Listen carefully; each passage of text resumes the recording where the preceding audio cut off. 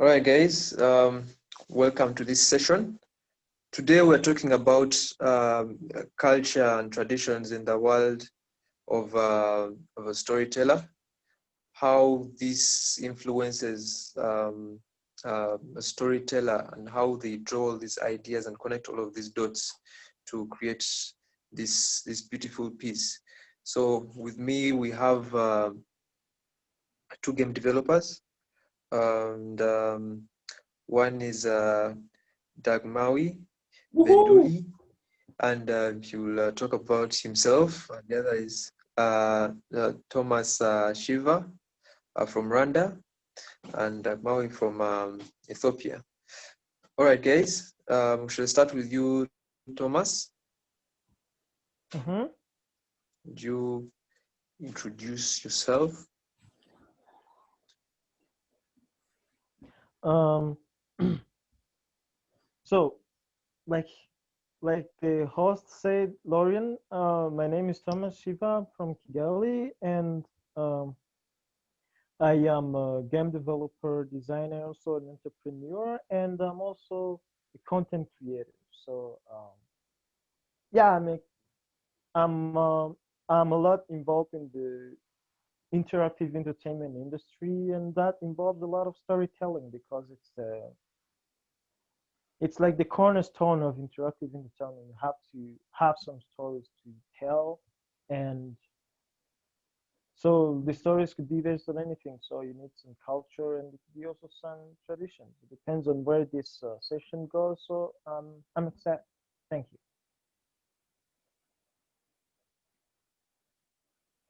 All right, thank you very much. Um, uh, I understand you have worked on a project with Enter Africa.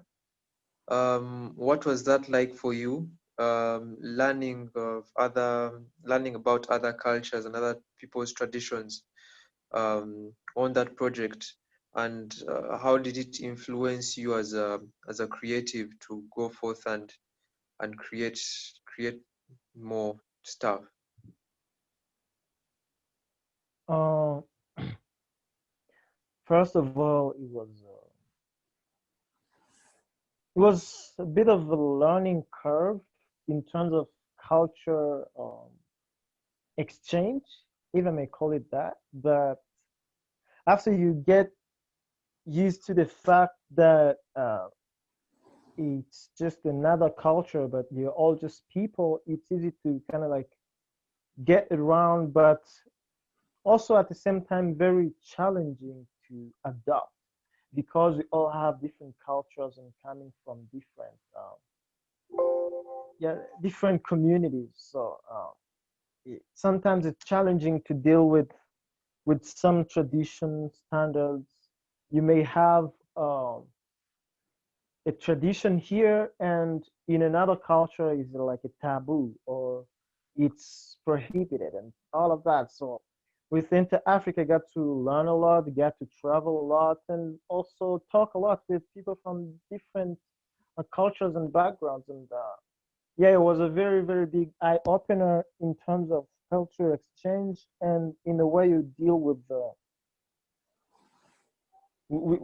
the storytelling when you realize that you don't have to be biased from from only one culture because it could be another culture that says differently. And for a storyteller, I think uh, without that flexibility of being open-minded, then it would be a very, very huge setback. It would have been a huge setback for all of us because we wouldn't have been able to cooperate. First of all, we haven't been in contact for the whole time the project ran. It was around 2.5 years. So we could meet at least like once a year or something, but the rest we would just communicate. So we made sure that we maximize on the chemistry and try to integrate our cultures to one another's cultures. And then once we are all apart back into our daily lives, into our home countries, we just had to hold on to that and just and just staying in contact. And it made it very easy for us because as as creators and storytellers, then you're just very flexible. When somebody says something and you don't understand it, it could just be because you're not from the same culture, but you may get it if you try to understand their culture or the culture they're coming from, and you try to also put it from your own context and try to find what you can learn from it or how you can improve your lifestyle from it. So it kind of like helped a lot. And for me, it was a very, very huge experience in in terms of the career or the things that I learned.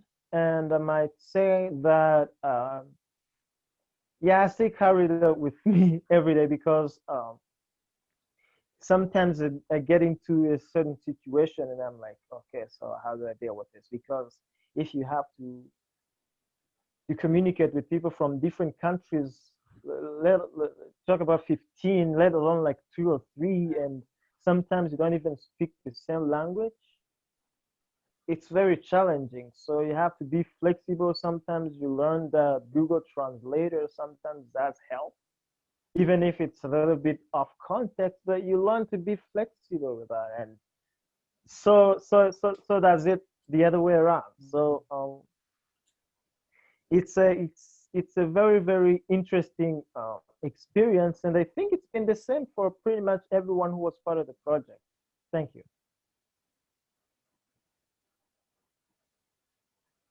I understand. Yes, there were lots of different people involved. Were there any? Have there been any outcomes regarding you working on something? This is outside the project. This working on something that a different culture, yeah, or a different tradition that you came across. Excuse me, can you please repeat? Have you been inspired by other traditions or other cultures to create something, to create an idea or concept or something that that is of relevance, that sort of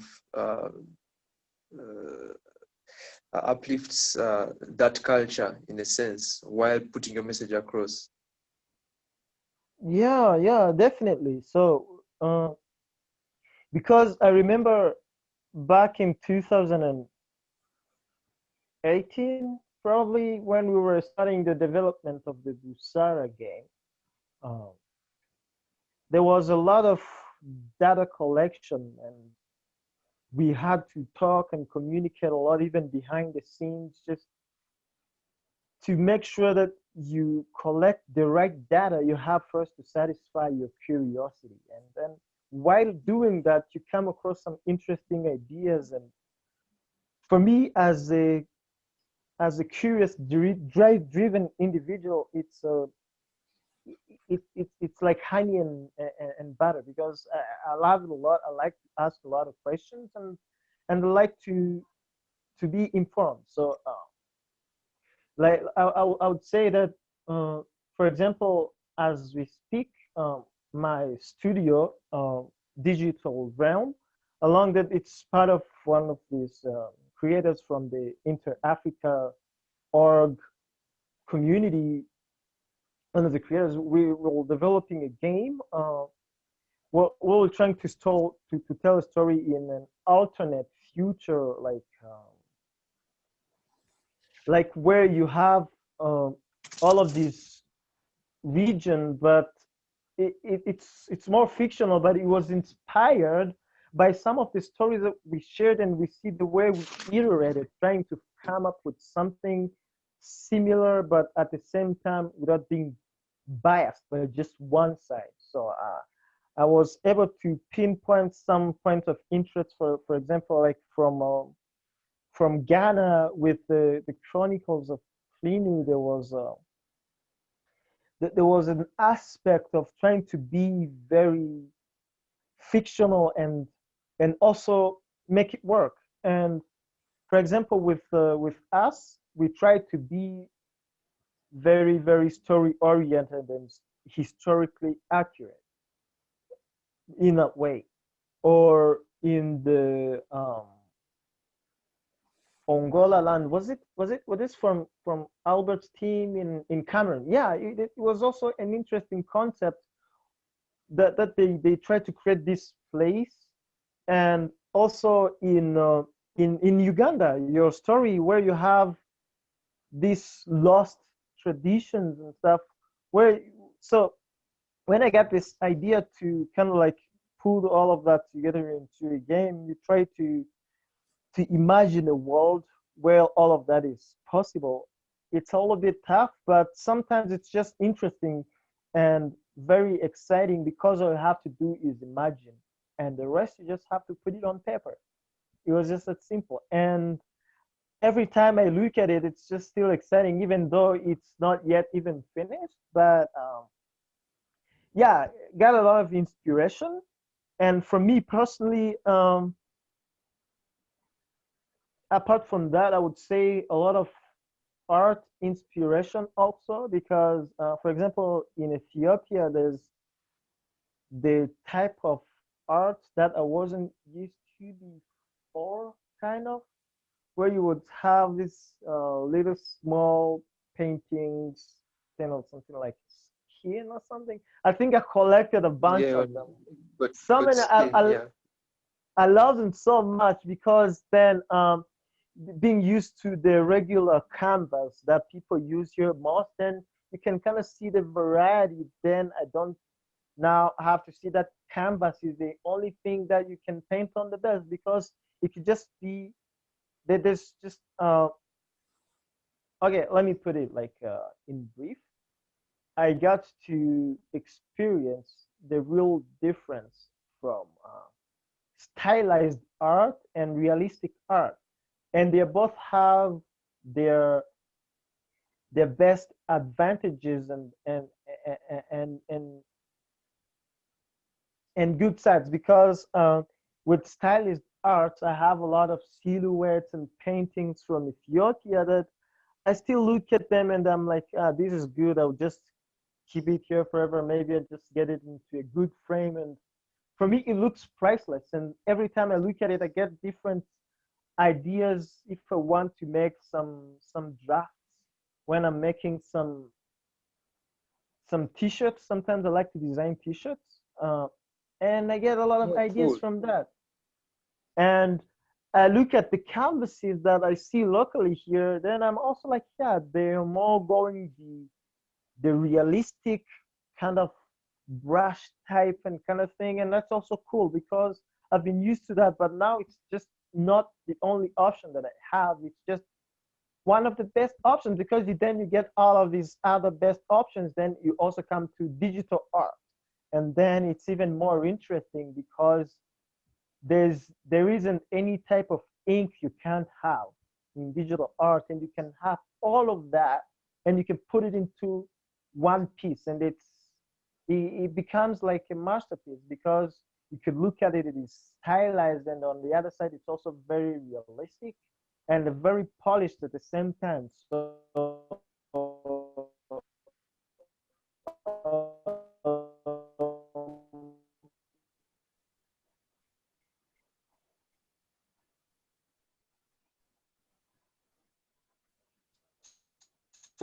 so many people could get inspired from sources coming from different cultures. Okay. Okay. Um, Dr. Maui, what do you have to say about art and tradition and it inspiring you as a game developer? Okay, let me start by telling a bit story about myself. My name is Dagan. I Yeah. can say like a good friend of Lauren Thomas. We met at Inter Africa. We never knew one another before, but we became a family. And I just to say a bit about myself. I grew up in Ethiopia, Addis Ababa. I was born and raised here. I studied electrical engineering and specialized in software engineering. I was what you call a techie for almost like 10 years before I ventured into the gaming scene, which happened, by the way, like by accident, because I was like, how do you put it? I grew up as a gamer. I played all sorts of games, board games, digital games. I had a Genesis. I think some of you, you've played with the cartridge and with TV games and arcade games. I grew up with them, but I never thought, especially being in Africa, games to be a career path. So I chose a path that almost everyone else chose, either to become a doctor, an engineer, or a pilot. So I chose the engineering dimension and I became a software engineer. But in the company I was working at, I was working on a simulator. So I had the chance to head a division called Games and Simulation. And it had nothing to do with fun games, but it was more about simulating real world scenarios. So that was actually the turning point. I said, oh, okay, I think I can do this for a living while enjoying it at the same time. So that's when I came across the Goethe Institute and the whole door started opening up leading to this moment. So just to come to the topic of tradition and storytelling, I think like storytelling for Africa is completely different compared to storytelling in any other continent out there. And the reason why I say this is, I don't know if you know, but in Africa, I think there is only one language that has alphabets, or meaning the tradition of writing.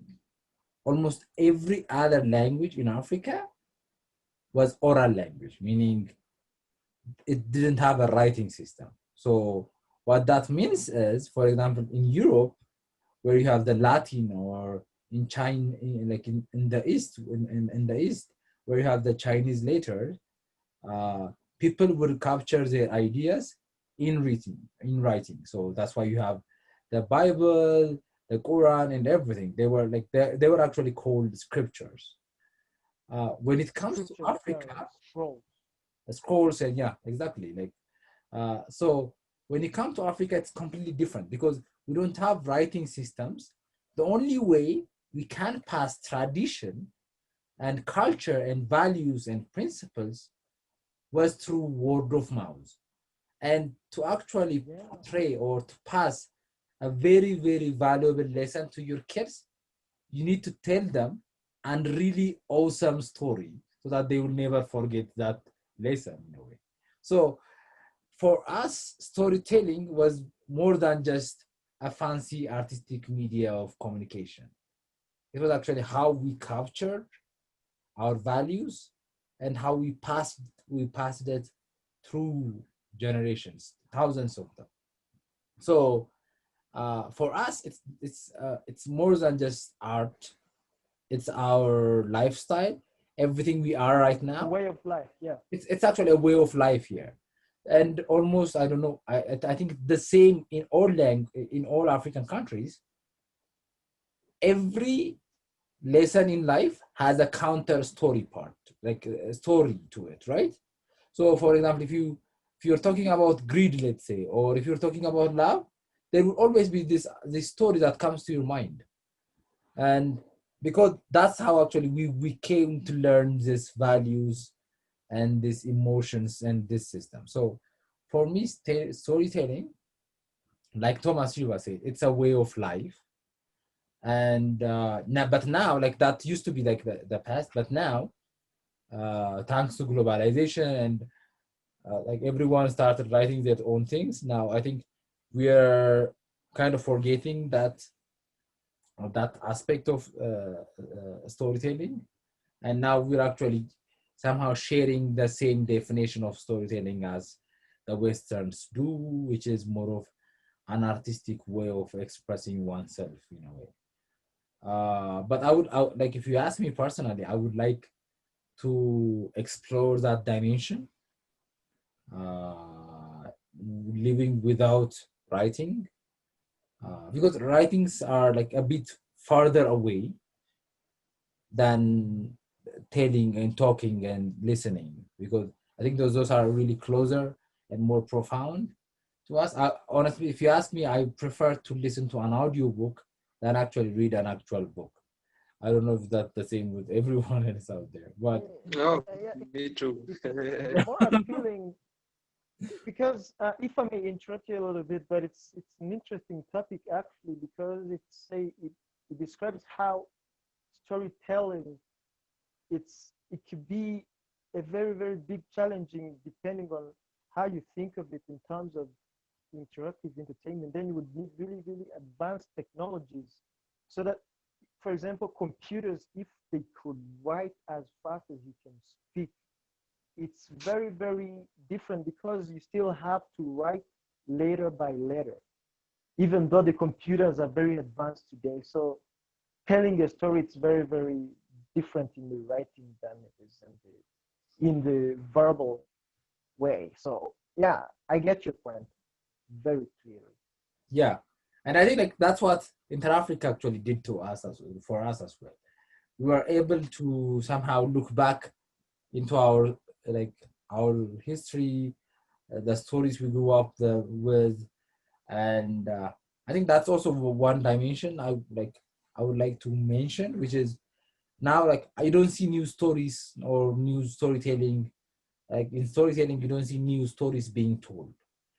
We keep reciting the old stories that were told by our grandparents, by our parents, and we are doing that. And I think we kind of lack the skill of creating our own stories because we were introduced into this Western way of communicating, like via email and via writing and stuff.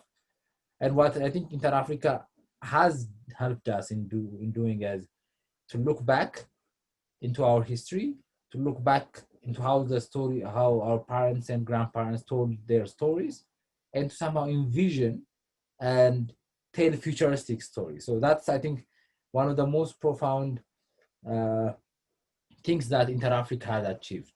And like Thomas Shiva said, looking into the 15 games that were created by the 15 African countries, or even looking into the Busara game, we were actually able to tell our story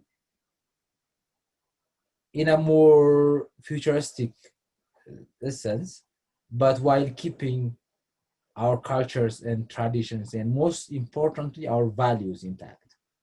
And I think that was Yeah, one. exactly. Yeah, and now I can The proudly. virtual system is I keep saying just this. perfect. Yeah, I can proudly say, for example, I would go to someone and say, "What does it mean to be an African?" or "What does it mean to be African?" Or to live in Africa. I could just simply say, "Play the Busara game," and like you'll know. Because like in the past, I've Yeah. played African games before, but what I was encountering almost always, was a Western essence or a Western story being told by Black characters. So that was like it was always alien, like playing those games. I think you hit a nerve there, Dagem, and I think I should mention this because it's a really big stereotype that I don't like in these Western games, even though because I just remember I grew up playing all of those games. I remember I think it's Far Cry 2. Yeah, If you play that game, you remember they're talking about some militias in Kenya, and you yeah, look all of this. I don't even have to pinpoint all of them, but the way they were using the Swahili language or the way they were depicting them, it's just utterly nonsense. And they're just trying to visualize something that they never experienced. yes, And yes, that's something like, man, we should have been there to create our own games and visualize them through our eyes, our lenses. It's just, man, you should just look at it again. Far Cry 2. I remember playing that game. It's the only thing I didn't like. yeah, Man, thanks for mentioning that. yeah, exactly. As a matter of fact, I completely agree with you, Thomas.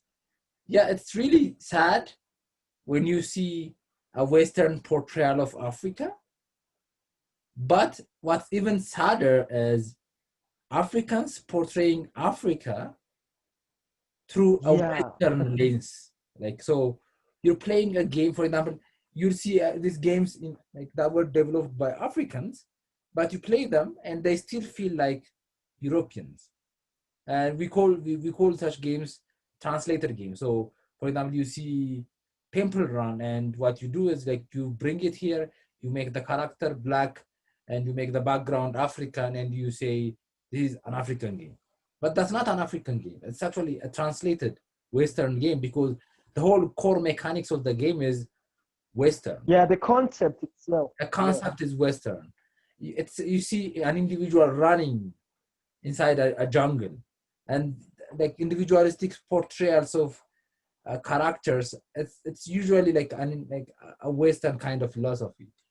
But now what also like we're doing with the company I'm working at, and also like with Inter-Africa as an organization, as whatever we're telling a story, the stories also have essence. So when you make a game, yes, the visual matters, how the people talk matters, but at the end of the day, the most important thing is the core mechanics of the game, the essence, the soul of the game should also be African. And that's the only way you can give that to anyone, your brothers, and they will play it and they'll say, oh my God, this is me and this is my story. And like, I think, I don't know if I'm going way off topic, but Lauren, please take the floor. Yeah. Be it that this year's theme for DigiArt Fest is connecting ideas. What we are looking at is essentially how we draw inspiration from our tradition and our culture and our cultures to tell our stories. Yeah. Now there's something Shiva mentioned there about basically what you've been talking about, and it did remind me of one of the studios here.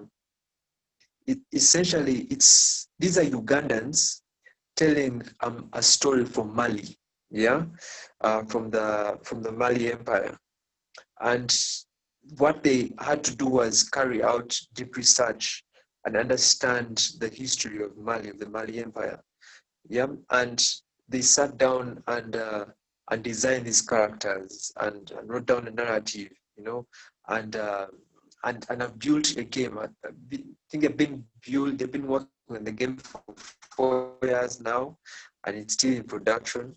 So I think these are some of the things we as Africans, as creatives, need to see more other creatives doing. Yeah, getting inspiration from other cultures that are not essentially theirs, other traditions, and putting them into their work. Yeah, at the end of the day, you're giving birth to something beautiful, and you also be amazed that the people from Mali also will appreciate that what has been created is actually really beautiful, and no one would believe that it's actually not people over there that have created it, but what is beautiful is that it's actually fellow Africans that have created it.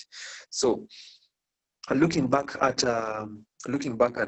Busara, what has it been like for you at Maui in regards to what have you learned about these other cultures? You got the chance to move around Africa, I believe, Sub-Saharan Africa, and meet a bunch of Africans enthusiasts about game development, enthusiasts about comic books, they're enthusiasts about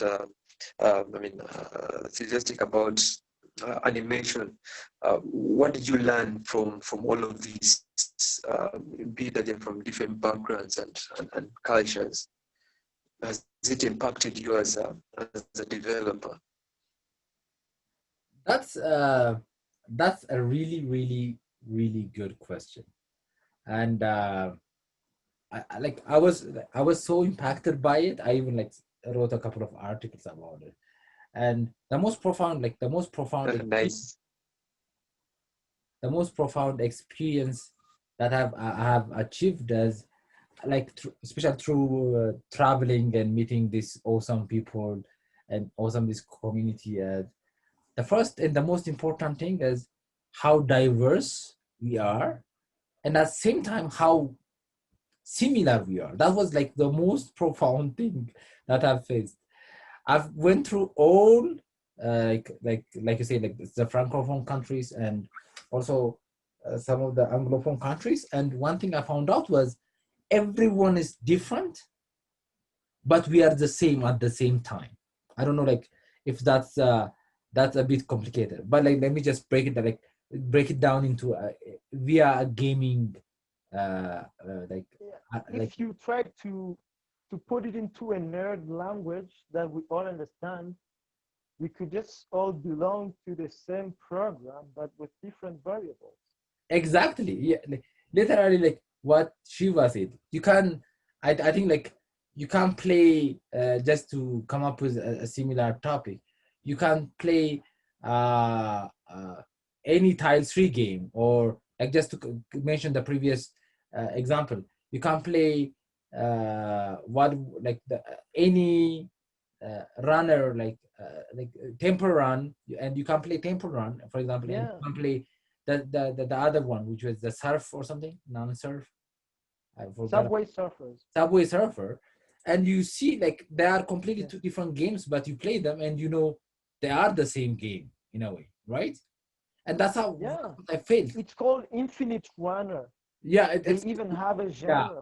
So from a nerd or a game designer perspective, you say they are infinite runner games, or you play any tile 3 game like Candy Crush or any tile based game, and you know like even though these games are different, they are the same. And like you can't put your hands on what made them the same, especially if you're not a game designer, but you know like they have similarities. And that's what I felt when I was traveling around Africa and meeting these people. We had different clothings, really beautiful clothings. We have different language, we had different cultures.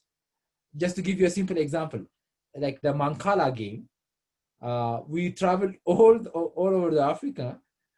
In Kenya, they called it Mancala, and they say they invented it. In Ethiopia, they call it Gabata, and they say they have invented it. You go to Burkina Faso, you have a similar game. They call it Awale, and they say they have invented it. So even in Ghana, I remember Prince also was saying they invented it. Yes, exactly. We even had one. We say we invented it. I know. Oh yes, Uganda as well.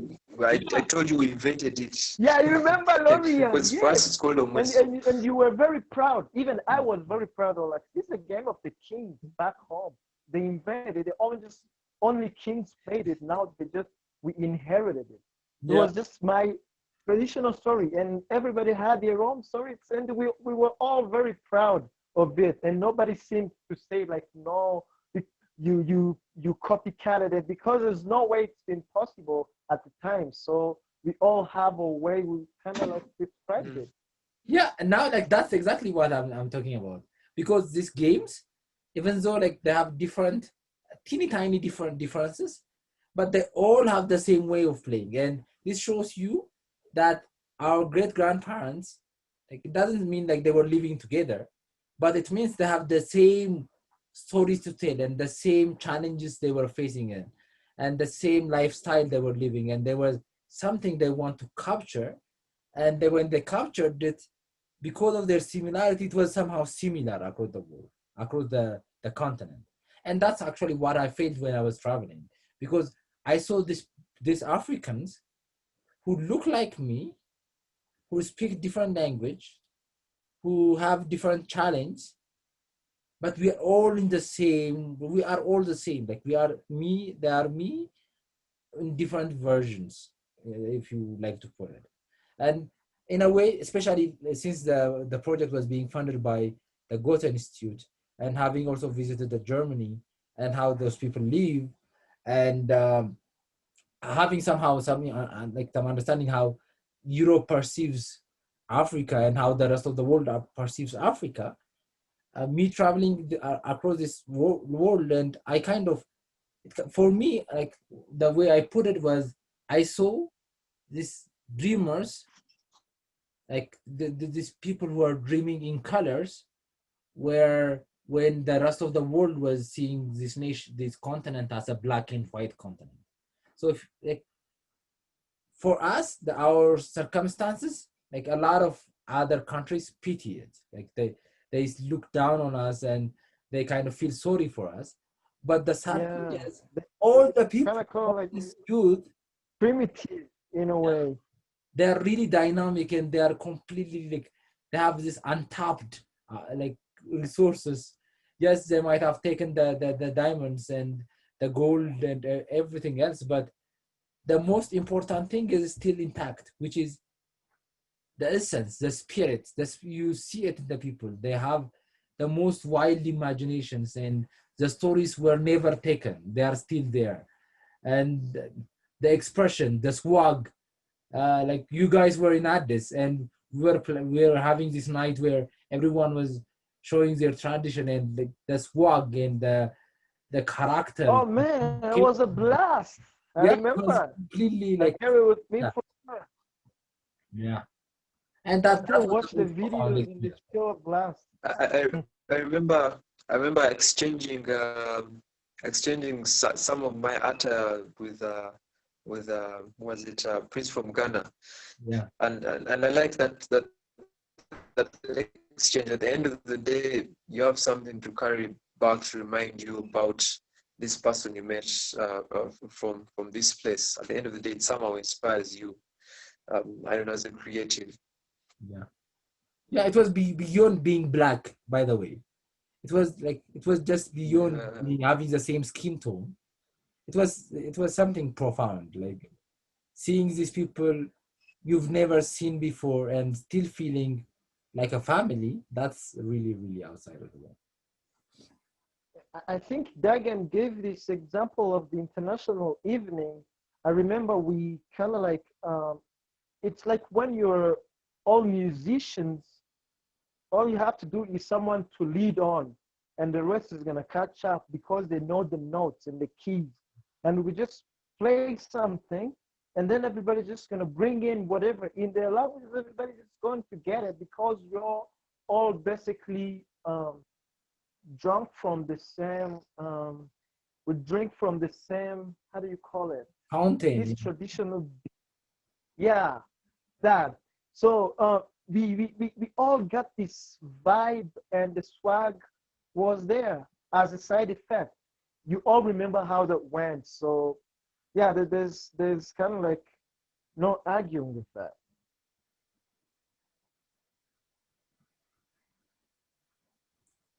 Is Lauren here? Yeah. Interesting. So yeah, moving on. How do we have more creatives today embrace their culture and look forward to understanding other cultures to better their craft? How best should we put it out there? What would you tell the artists out there, Shiva? Excuse me, can you repeat? Looking at the different cultures and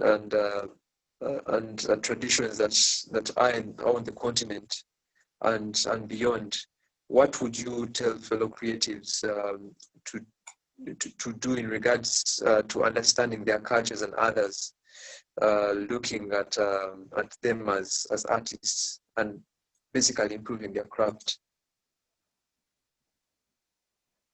Um, so you mean to the local creatives or the Western creatives? To the locals, I mean, guys like from Rwanda. First of all, it's like the very same thing. Our core goals when we started Inter Africa, like when we said like we have to keep this up, this has too much potential to let go. We're all like so the love, to feel the love to promote and to raise awareness of African culture, and also at the same time, culture doesn't mean that your culture is the only culture that exists, because then you would be severely outdated, even if though you just speaking on the scale of just African culture. If you only believed in Ugandan culture and I only believed in Rwandan culture, or Dagen only believed in Ethiopian culture, there's no way he's going to be outside of Ethiopia and is going to believe anything he sees that is right or wrong. Then you don't have this margin of error or margin of judgment or analysis where you decide whether it is something you can adjust to or you can just ignore. So I think when it comes to that, I would just say that when you're a creative, if it's not something you're just forcing onto yourself, as I said in the beginning, in my introduction, you have this asset of being flexible, flexible in your thoughts, where you can easily imagine. You have no limits when it comes to your imagination. So then when you use that towards your local culture and traditions, because nobody's ever done that before, or at least on the scale we are talking about, then you're going to raise masses, because people are going to see something that they've never seen before. It's like, for example, I would give an example, because for me, I talk always referring to the games and interactive entertainment industry, and of course, storytelling. I keep it at close glance every day within my network and everybody. So I think you all heard about this. It's Western game called this Marvel's Avengers game. We all know the Avengers and the Marvel Cinematic Universe and all of those comic books and all of the stories, right? They are great, and all of these characters, the heroes, even though they're fictional, they draw a lot of inspiration. But the only place where they fall flat when the stories are told wrong is because they're based on characters that never existed, and that's the only flaw. It could be insignificant or absolutely fatal at the same time. So the way I'm saying this is because the movies from the Avengers, whatever, Captain America, Spider-Man, the X-Men, everything, Thor, Iron Man, they were all blockbusters, they were blasts. Everybody still talks about them. You get t-shirts, you get wallpapers, they're everywhere. You can watch that movie again and again and again. And then there you are at Marvel or somewhere, because I'm just being straight up, just to make the point. They decide to make a game about it. You see, they make a game. It's not really focused on telling those stories that, to begin with, they are based on the characters that never existed. They're just fictional, but they're great fictional characters. But if you tell their stories wrong, then they flop. So this game, because I'm a game tester, I get some games pre-release so that I could just play them for a little bit and give some feedback. So I played this game, and then it felt utterly repetitive. The tasks were repetitive, and then you could feel like, imagine, we all know as a character who Tony Stark is. As Iron Man, he's a billionaire philanthropist, and is just Boyko, whatever. He's just rich with expensive toys and stuff. And imagine in this game, you're just going to see my point here. Playing as Iron Man, and you're going around, stopping bad guys and looting, trying to pick up weapons that enemies drop. Imagine, as Iron Man, and then you try to see Iron Man in this game. He's so miniaturized and he's so arrogant. It's just like a kid, and then it kind of like destroys the image you had of Iron Man in the movies. And then the game, it was just mostly oriented to making money. So because there's this new trend of games as a service where they just have this norm where like ship it now, fix it later. So it's destroying the industry very, very badly. So the game kind of like lost its player base where it had like 10 players in the servers each, and it was having like matchmaking issues. Imagine for a game that cost almost $200 million to make. So because it's focusly oriented on making money and monetization, they forgot the core essence of those characters. So that's why you're going to have Iron Man running around and he doesn't even have ammo or he doesn't even have energy, but he's a billionaire who has everything. Even if it was in a game, he doesn't need to go around looting weapons or looting, I don't know, assets to forge weapons because they already got everything. Do you get my point here? Does that make any sense? Yes, yeah. Yeah, you should see this game. It's absolutely dying, really. Now it's back into beta mode. It's like this previous Amazon game, Crucible. Yeah, they launched a game called Crucible trying to imitate Apex Legends or Fortnite, but it failed so badly because they heavily focused on monetization and in day one DLCs and all of that kind of stuff, but they forgot the core essence where you have to build connection to the characters and build those individuals in that world so that they belong, so that they're not just some 3D models that you put into a scene and then you animate them, you know? So that's why this Marvel's Avengers game flopped. So that's why it could also flop if you tell the stories the wrong way. If you make, like Dagan said, like you take a game like Subway Surfers or Temple Run and then you make the character black, you change the environment, instead of buildings, you make it like a banana forest or whatever, and then he's just running there. It's just going to be like me as a black person trying to look like a white person, and then it kind of looks like what I'm trying to do, but it doesn't really fit. You know, it's a mismatch. But if you took a game that we all knew like as kids and stuff, and you try to digitalize those mechanics and try to put it into a game engine and create a game about it, everybody's going to see like, huh, cool. This reminds me when we were kids and we used to play this game. Can I get what I'm trying to say here? Yes, definitely. Yeah, that's like what I want to say. It's more like it's like a self-motivation to the. Yeah, that reminds me of a game that was made here. It reminds me of a game that was made here in Uganda. Mm-hmm. It's a card game that we all used to play as kids, and look by literally everyone. And it was digitalized. It's called Matatu, and it did so well in Europe. So well I know in Europe. that, man. Yeah. I know Matatu.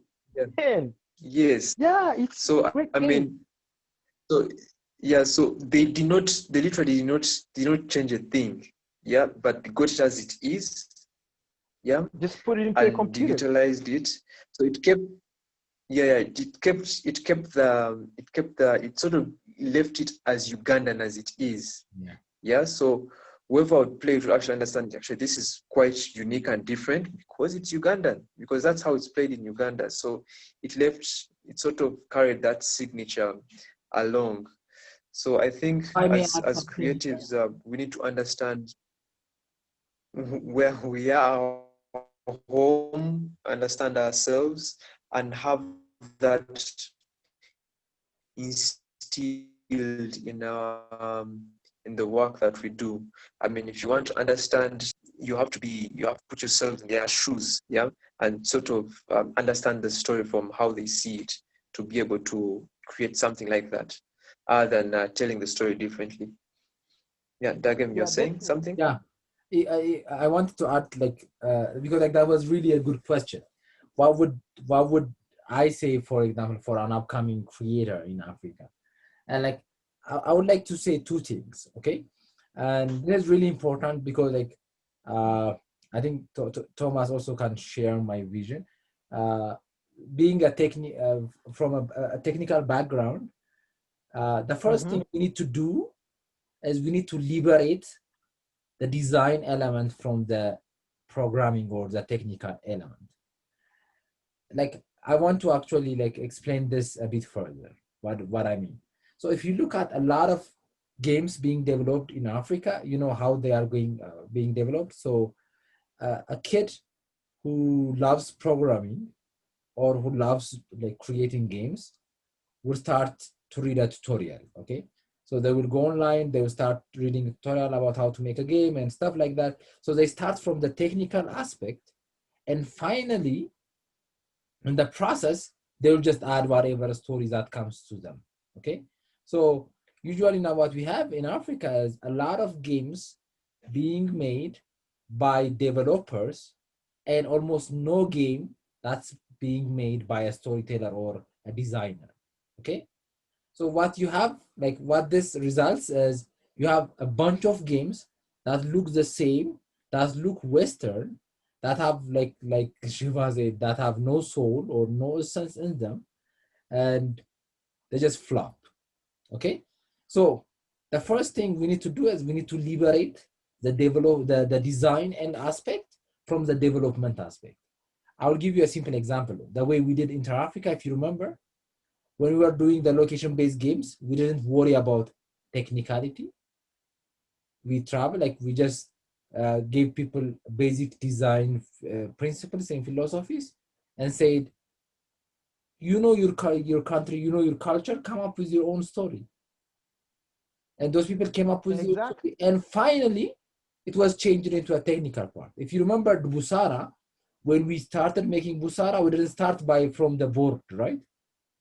We didn't even think it was going to be a board game. We started by asking a simple question. What does it mean to be an African? And we had a whole day of discussion, if you remember. Hundreds of post-it cards and stuff. Exactly. Where we had to brainstorm for days. For days. And then the game was born. So the design came, or the essence, or the what needs to be told, or what message needs to be passed came first. Then came the actual development. It could be an analog game, a board game, a physical game, we don't care. So like this should be somehow, this is what I would tell any creator that comes.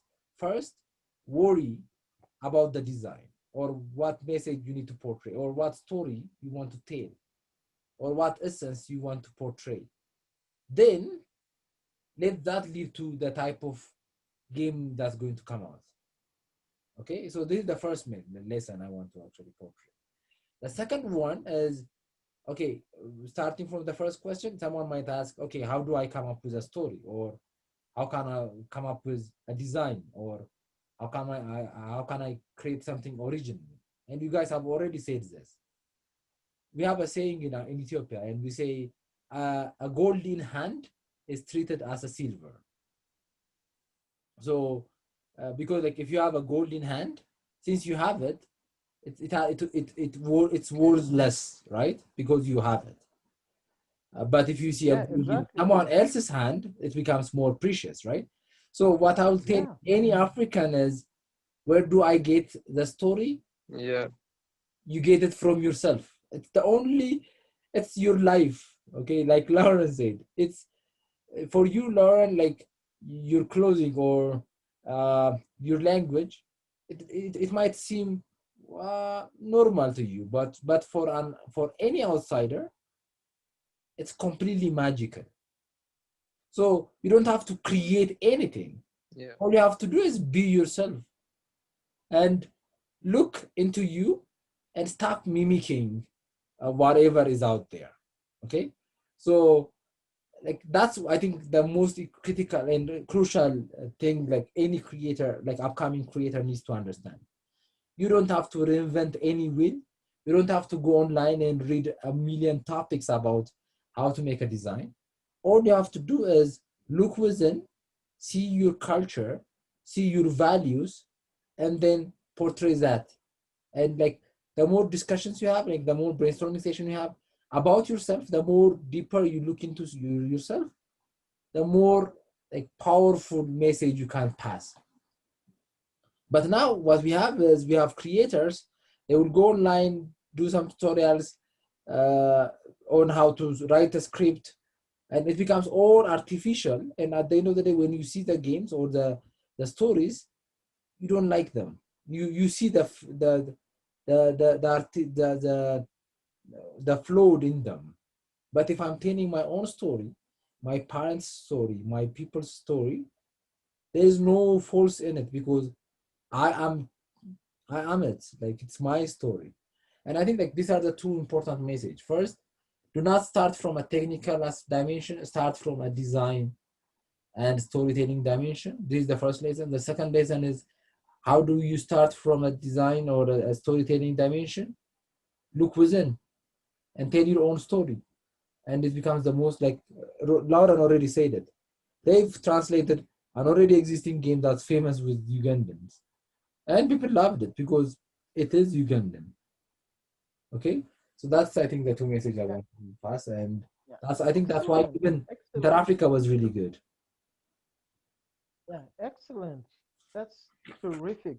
Because it definitely adds up to the fact, for example, when I was in the Made in Rwanda Expo last year, because we had a booth there, I think I shared it into the community.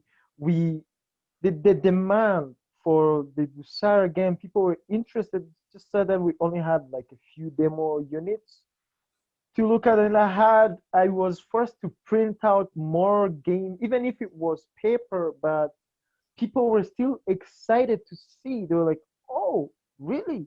I would like to sit down and know, because then they realized that they have to sit and know. They'd even like, really? Did this really happen in Congo? Because you would read at the card and then be like, oh, okay, I never knew that.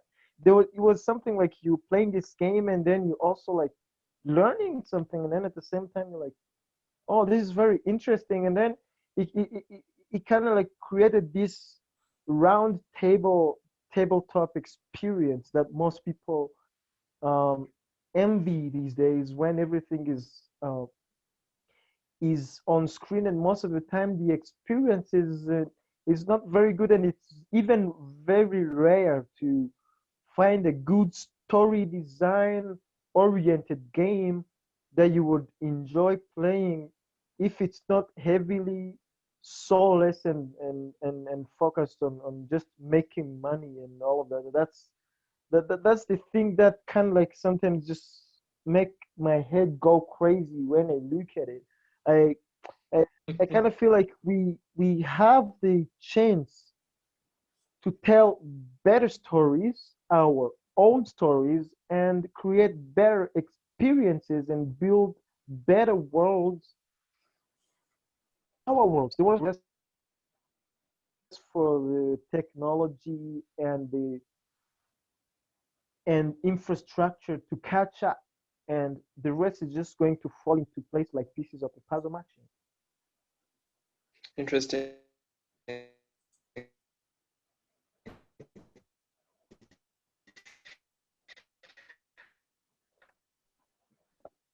Uh,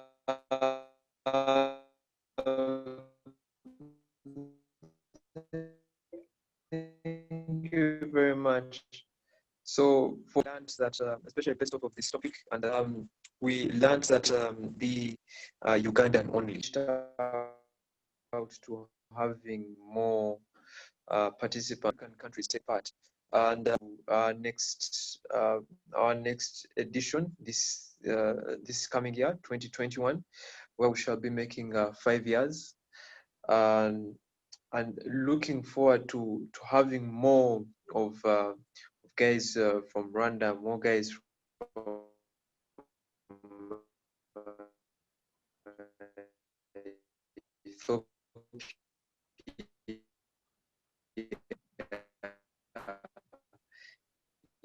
yeah, and basically to celebrate that space out there. regarding the value of connecting ideas as creatives, and the value of culture to us as creatives. If I may start, what I could say is, in terms of storytelling and culture, I could just simply phrase it like this: if you don't ask the right questions, you don't get the right answers.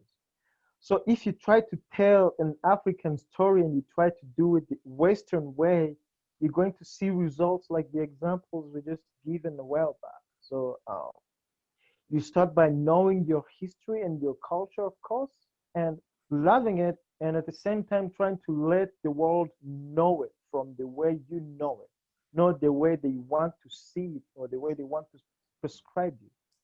And that's going to change a lot because, first of all, it's going to raise awareness, and most people are just going to want to know what's behind it. Is there more? Where can we get more? How did this happen? And all of that, and it's just going to build up and build up, and it's going to slowly change this narrative that one story can define different cultures and different uh, nations or regions, and that's how mostly Africa is viewed, mostly to the rest of the world. It's a bad, very bad stereotype and generalization that I don't like, but it is like that, and yeah, it should change. And to change the whole thing, with the one story defines all, we first have to make sure that everybody tells their own stories. And it's going to look like it's just African stories, and that's the only similarity. And the rest is just going to show itself. Thank you.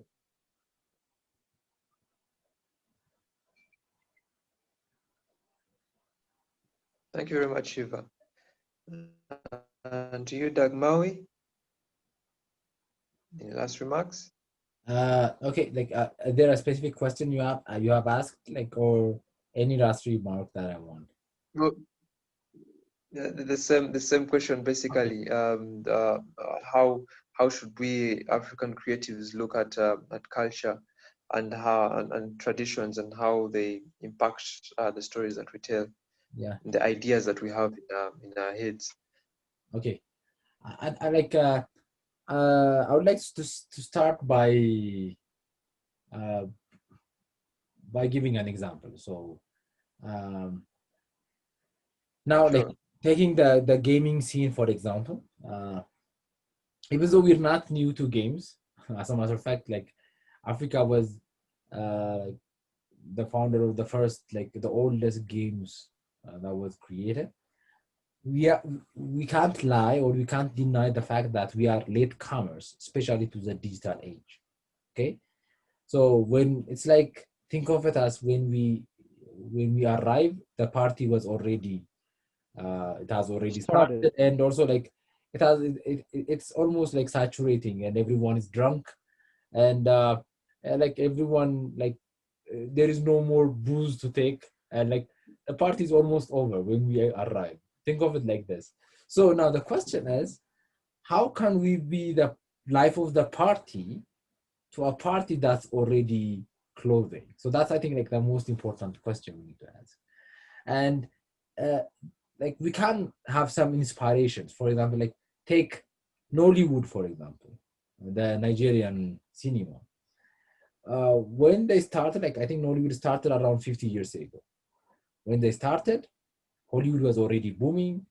Bollywood was also already booming. They were like more, like, almost everyone had a cinema except Africa. Then Bollywood came into the picture.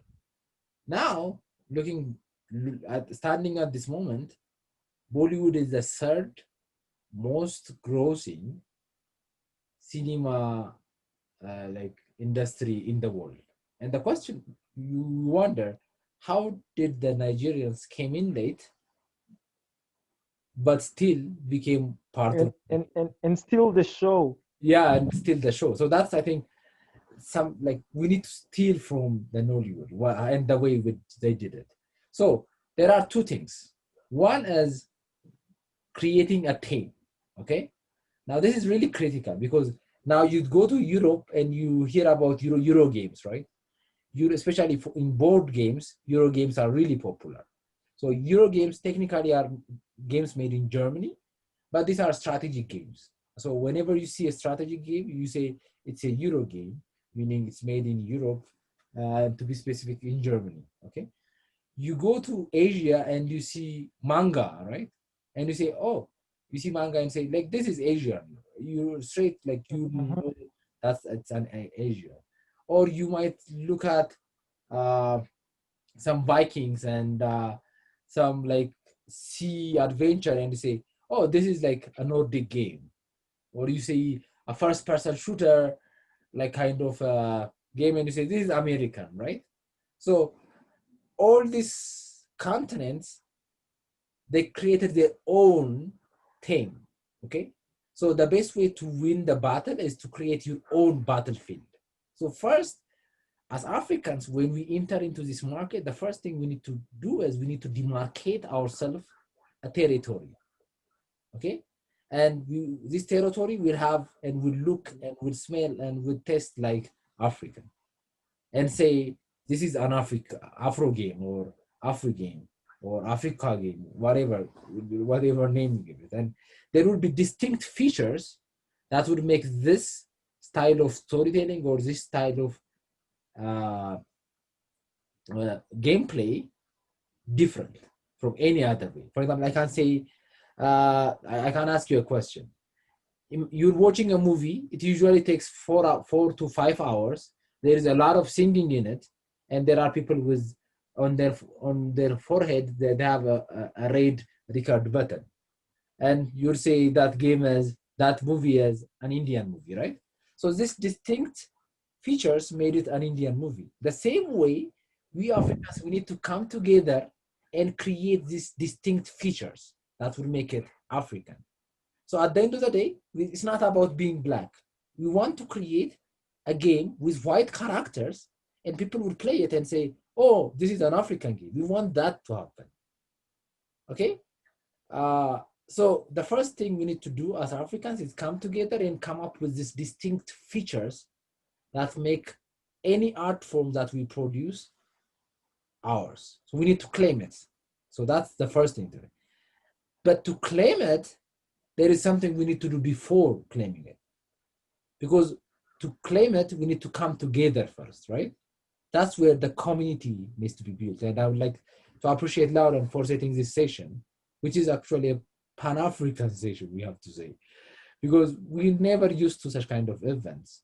Everything we run it in our own circle, small circle, usually doesn't even pass a city, forget a country. But now, even with this Zoom session, you have Uganda, you have Rwanda, and you have Ethiopia. And most probably we could have had also like South Africa, right? So we need to have like this cross-cultural, cross-national kind of dialogues. And these dialogues need to grow into a consortium where we produce distinct features of African art. Once we have this, then we need to all take that blueprint and start producing content. Because the second point, like after that, is producing as much content as possible. So we can't make one game and expect that game to be the best, right? That's not how things work. In like, I don't know if you know, but in Play Store, I think it's 2,500 games being uploaded almost every day or every week. I don't know. But that's how what we need to do. We need to mobilize our communities to produce as much content as possible. That's how Nollywood did it. If you've seen any Nigerian movies in the past, they were terrible, exactly terrible. But now, out of the 100 terrible movies, they had 1 or 2 good movies. These 2 movies carry, so we need to produce They just had to saturate the market. Exactly. To a point that people will have enough content, then they have to choose and validate.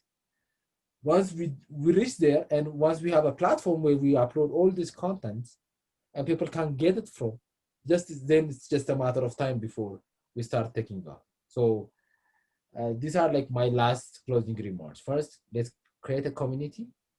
Then let's create African themes and distinct features. Then third, let's produce those contents by mobilizing our community. I think that would be my last remark. Absolutely. Awesome. I believe we shall all get there. What we have to do is start from home. Yes.